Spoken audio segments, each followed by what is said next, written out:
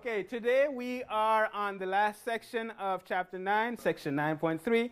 We're still talking about energy, but today we're not going to talk about energy in plants. We're going to talk about cellular respiration.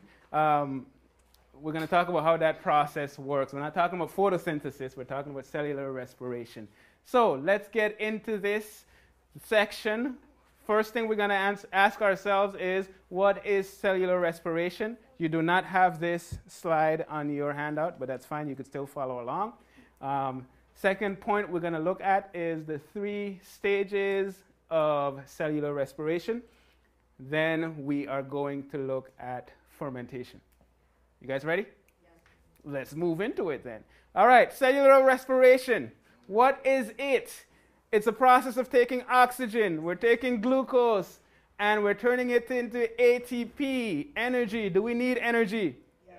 Do those guys on the screen need energy? Yes. Yes, they're playing football. He just did the pass, the ill pass, and now he's running to the goal. Yeah. Okay, let's see if he makes it. All right, so he needs energy in order to do what he just did. You guys need energy to be here. If you're paying attention in class, do you need energy? Yes. Yes. If you're sleeping in class, do you need energy? Yes. Yes, you need energy for everything. So we're going to talk about how we get this energy. Where do we get glucose from? Sugar. Okay, yes. When we have to take it in, right? We can't, like plants, get energy from the sun. We need to eat, and then we can break down the glucose. We can break down the food that we take in so that we can make ATP, which is going to be the energy source, the energy currency of the body. Do you think cellular respiration is an efficient process? Yeah. I think it is too. Let's look at how efficient it is. What do we have there? You might know what it is. What is it? It's an engine. All right, that's an engine. A gasoline engine. A gasoline engine might be as efficient as 25%, meaning that 75% of that energy is given off as heat. Let's say we have a nice, powerful car. Give me the name of a powerful car. Mustang GT? Chevelle. A Chevelle. 1970. What? Chevrolet Chevelle. Uh-huh. 1970? Sweet. All right. So we got a Chevelle 1970. Let's say you're in that car. Let's say you're drag racing. Okay, can we do that? All right, we're drag racing, but we're doing this for a while. We're going over and over and over again, and then we stop the car, and we pop the hood, we take our hand, and we put it on the engine. You'll probably burn it off. You'll probably burn what off? Your hand, right? It's going to hurt. Yeah, you're going to burn the engine off, I know. All right, it's going to burn because 75% of the energy that's produced is being given off as heat. Okay, so a lot is lost as heat. Let's look at cellular respiration. Cellular respiration is approximately 40% efficient, with 60% of the energy going to heat. So it's much more efficient than your lovely 1970 Chevelle. 60% of it is given off as heat. Do we want that given off as heat? Is that a good thing? Yeah. Why? Okay, so we want the body to be warm. We live in Michigan. We don't want the body to freeze or anything like that. So it's a good thing that some of it is given off as heat. What is cellular respiration? Cellular respiration, first of all, it happens in 3 phases. And these 3 phases I want you to be very familiar with. Number 1 would be glycolysis. So write that in there. Number 2 would be the citric acid cycle. Another name for the citric acid cycle would be the Krebs cycle. No, we're not talking about the vitamins that you get from citric acid. We're talking about from oranges or anything like that. We're talking about citric acid cycle. Another name would be the Krebs cycle. Why do you think it's called the Krebs cycle? It's named after a guy with the last name Krebs. That is exactly what it is. It's named after a guy with the last name Krebs. I've always wanted to describe a process and call it like the Samuel process. I think that'd be awesome. All right, so citric acid cycle. And then we have the electron transport chain. If you are very lazy, you can call it the ETC. How many lazy people we got here? All right, so you can call it the ETC. If you call it the ETC on the test, that's fine, unless I specifically ask you for the name spelled out. And if I do that, then I want you to say electron transport chain. So the first phase is what? Glycolysis. Say that together. What's the first phase? Glycolysis. Second phase would be citric acid cycle, and for or you can call that the Krebs cycle. And the last phase would be electron transport chain. Okay, so we have maybe two lazy people calling it the ETC. That's okay. We can survive with that. All right, so the big picture. First, we're starting with glycolysis.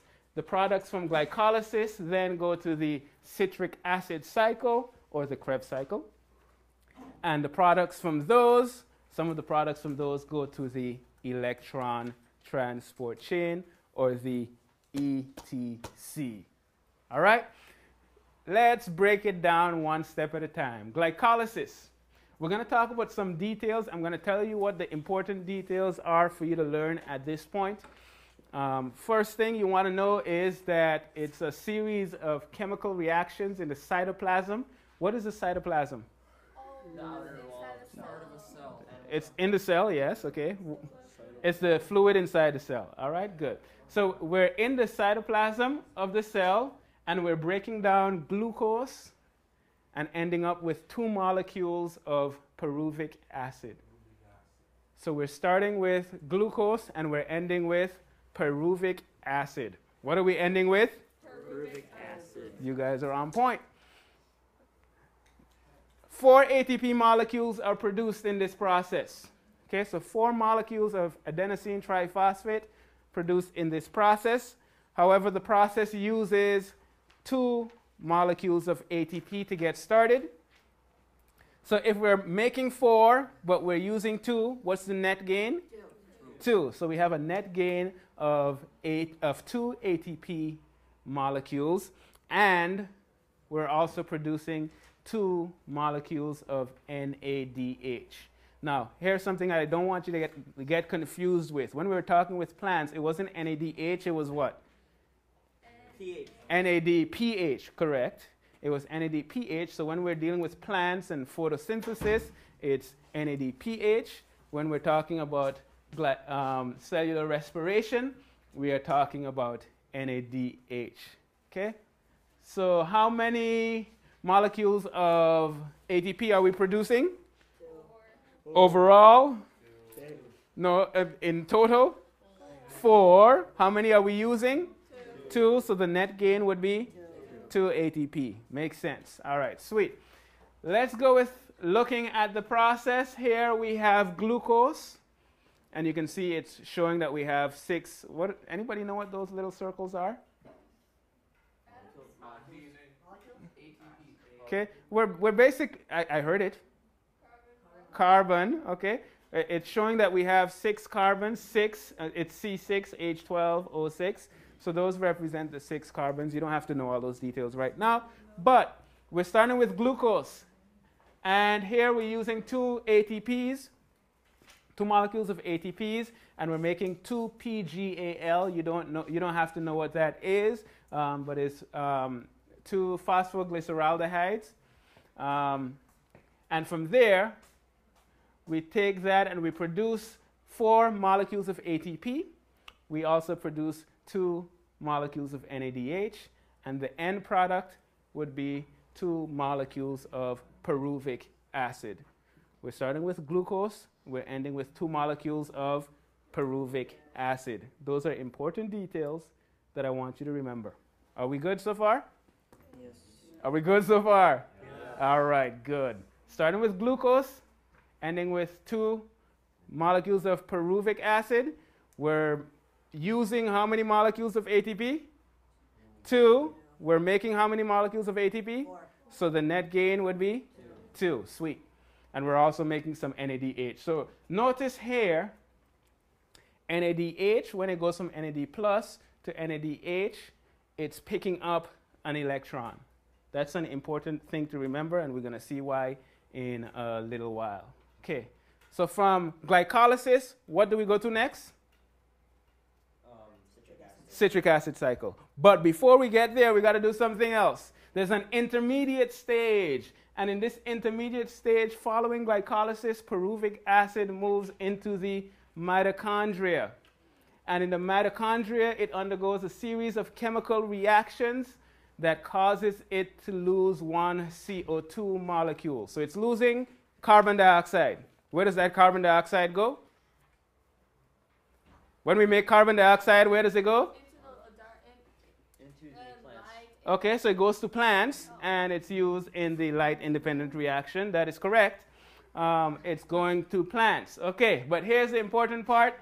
There's the intermediate product combines with coenzyme A to make acetyl-CoA. Now, for me to remember this, I have, oh, you remember.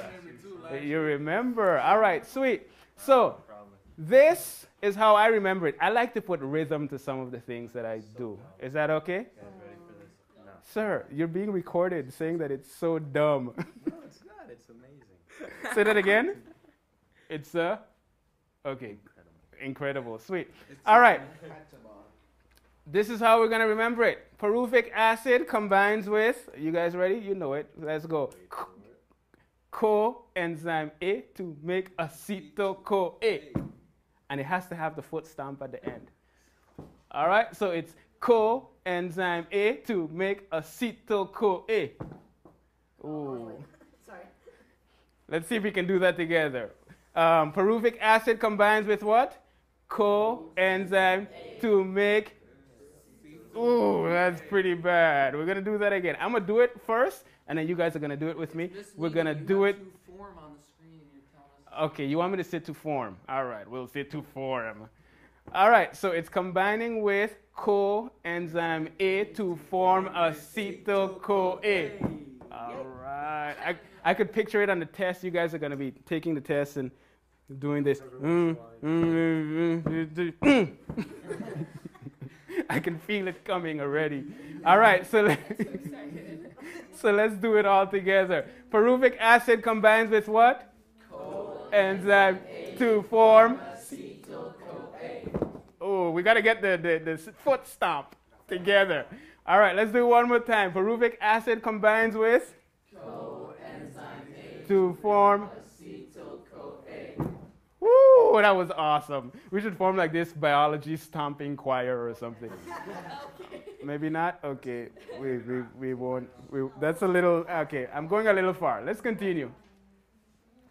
Citric acid cycle. Okay, we've gone through the intermediate stage. We've combined with coenzyme A to form acetyl-CoA.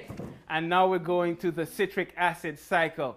Citric acid cycle would be a series of reactions that break down the acetyl-CoA. There you go.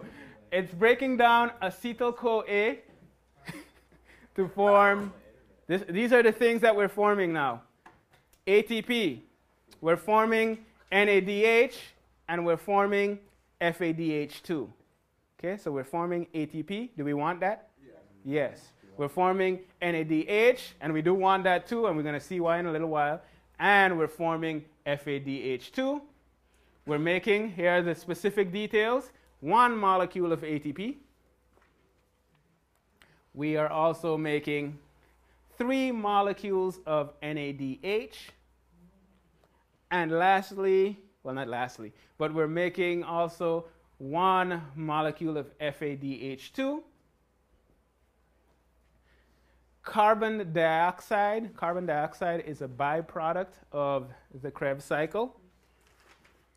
And this phase is very similar to the Calvin cycle in plants. And we've looked at that one. We're going to look at this one in some detail, and I'm going to show you the things that we need to remember. So these numbers, are they important for you to memorize? Yeah. Yes, they are. 1, 3, 1. 1 molecule of ATP. 3 molecules of NADH. 1 molecule of FADH2. 1 molecule of? Oh, we're starting over. I'm sorry, I didn't say that. 1 molecule of ATP. 3 molecules of NADH. 1 molecule of FADH2. And carbon dioxide is made, the reason we're not emphasizing it too much, this is a byproduct. Do we use carbon dioxide? No. No. Okay? When we Or maybe I shouldn't say that. All right, we don't use carbon dioxide, but plants use it. So it's a byproduct. When we breathe out, it comes out and all that good stuff. That's citric acid cycle. So we have here, you can see some of the things that we spoke about in the previous slide. Here it's using coenzyme A. no. What is this? Acetyl-CoA. All right, so we have acetyl-CoA coming in. That's important. So you might want to circle that, highlight it, put a smiley face next to it or something. Acetyl-CoA. Okay, important. Thank you for the foot stamp. Over here, important. We're making one NADH. Here we have another NADH. And here we have another NADH, which makes sense because we said we're making 3 molecules of NADH. Another important part here is we're showing that we're making one FADH2, and here's where we're making it. We're making 1 molecule of ATP, and you can see here and there that we have some carbon dioxide that is produced as a byproduct. Are we good so far? Yes, sweet. Then let's move on. So we've looked at glycolysis. We looked at the citric acid cycle. What do we have to look at next? Electron transport chain, or for the lazy people like me, ETC.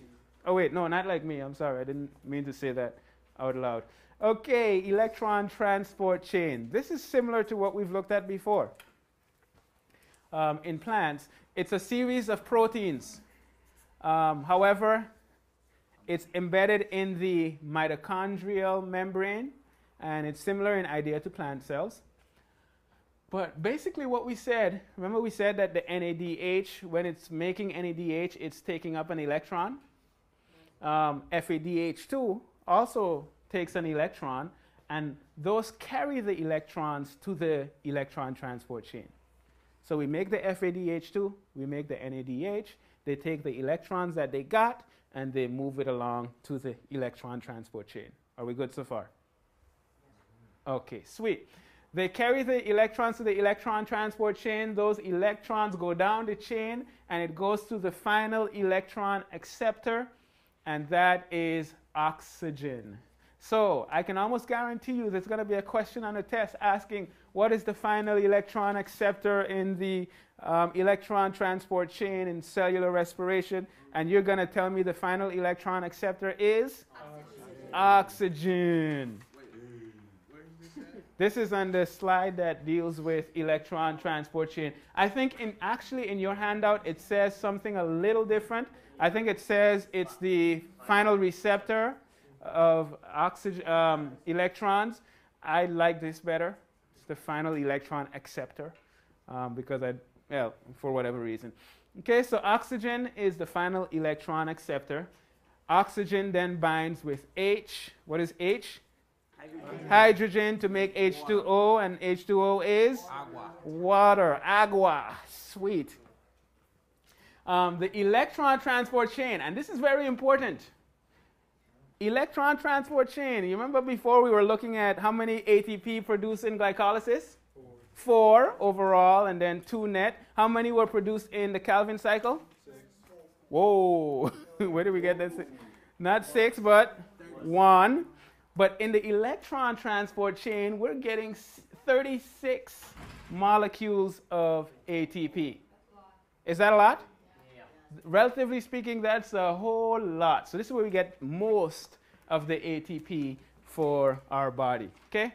Here we have an illustration of the electron transport chain. We have a series of proteins in the membrane of the mitochondria. We have NADH and FADH2. What do they bring to the electron transport chains? What are they bringing? It's the electron transport chain. What are they bringing? They're bringing the electron. Okay, the electrons. They bring those electrons to the electron transport chain. Those electrons go down the electron transport chain. What's the final electron acceptor? Oxygen. So it combines with oxygen to make, we're happy because we have H2O. Sweet. But Now, when it went down in those some series cases, of proteins, there's no oxygen what did it release? available. Energy, and that Okay, energy is used to and make in this, ATP.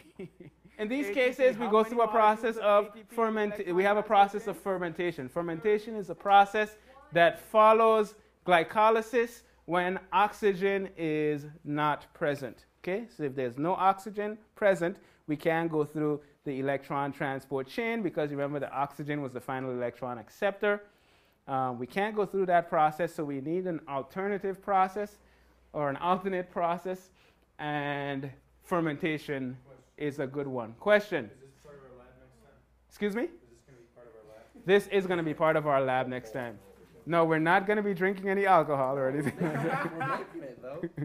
We actually will be making. You're excited? I was kidding. I'm just joking. All right, let's continue. But let's look at the. Are we with me still? Yes. All right, sweet. We have two types of fermentation. First type of fermentation would be lactic acid fermentation. And the second type of fermentation would be alcoholic fermentation. And we're going to look at those two processes right now. Let's look at lactic acid fermentation first. Okay, here we have a guy. He's in the gym. He's working out. He's pushing some weight. Get it from the person next to you or something. He's in the gym. He's working out hard. He's bench pressing, for example. How much is he lifting? Give me a value. 500 pounds. Whoa. 200. 500 pounds. Who is this beast of a guy? No, that's like 180. That's like Okay, I like 200. We're gonna go with 200 pounds. Okay, so he's lifting 200 pounds. He's on the bench and he's pushing. He does it 15 times. Second time he does it 10 times. Third time he does it 8 times. I don't know. I'm just calling out random numbers. Okay. Does he get tired? Yes. Okay, sweet. He gets tired. Does his muscle No, I don't think so. You don't think blah blah blah blah blah? No. I think I need some water. My throat is kind of dry. You do too? From all the talking? Oh, okay. Sitting here listening. All right, let's continue. All right, so he's in the gym. He's working out hard. His muscles are using oxygen. Okay, so we have oxygen being sent to the muscles. Eventually, however, oxygen in the muscles run out, unfortunately. Okay, under anaerobic, what does anaerobic mean? Without air. Without oxygen. Okay, so under these conditions, the Krebs cycle and the electron transport chain cannot happen. They actually stop working. There's no oxygen to drive the process, so they stop working. In those cases, what happens is the two molecules of pyruvate, that's another name for pyruvic acid, those two molecules use NADH to form two molecules of lactic acid. Okay, why do we care about that happening? Well, the reason for that is NAD plus is then released so that it can continue to be used in the process of glycolysis. Why do we want glycolysis to continue happening? What do you guys think that would be?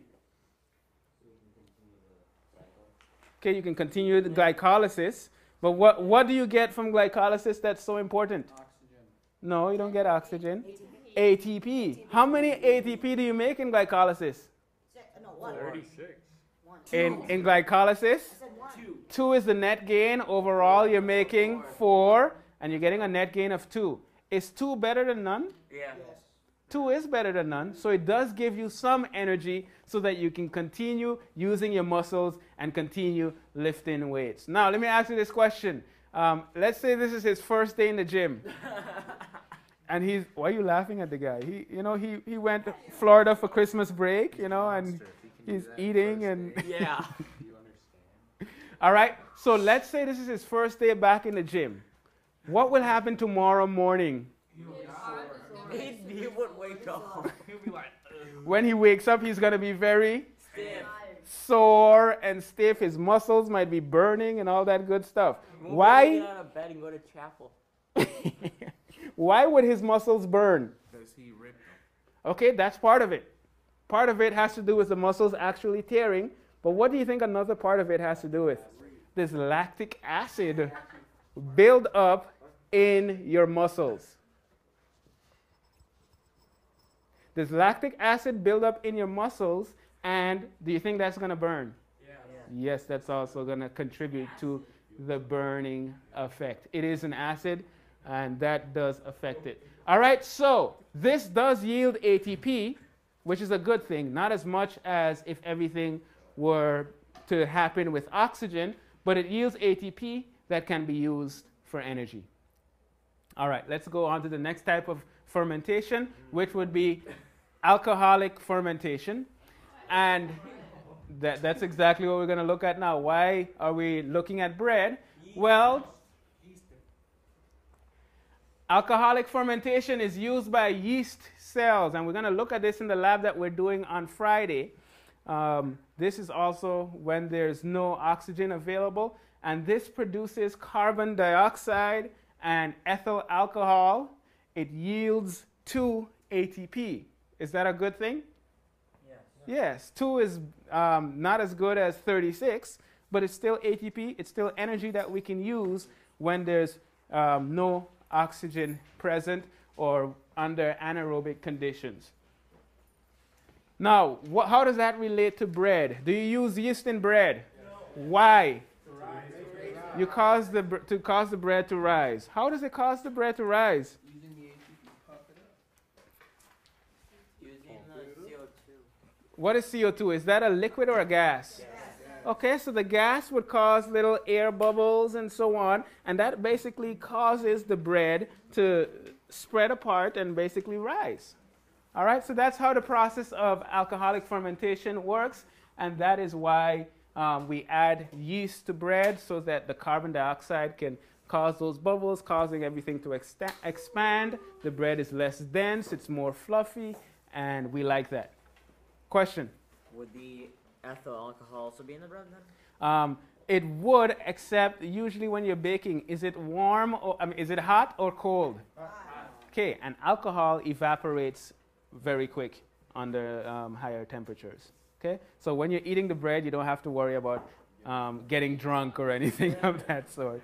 All right, so in review, we've answered the question, what is cellular respiration? Process by which we make energy. We also spoke about the 3 stages of cellular respiration. And lastly, we looked at fermentation and how that happens. That's it for chapter 9. Remember, next class period, we're going to do a lab that has to do with fermentation. We're going to be using yeast.